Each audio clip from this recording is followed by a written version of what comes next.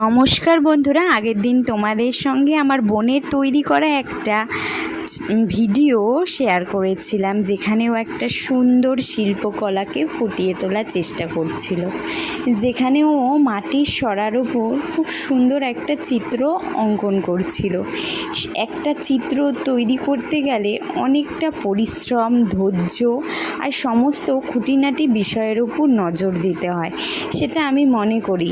চিত্র অঙ্কন করা সবার পক্ষে কিন্তু সম্ভব হয় না, তার জন্য অনেকটা মাথা শান্ত রেখে একটা চিত্রকে পুরো সুন্দরভাবে ফুটিয়ে তোলা যায়।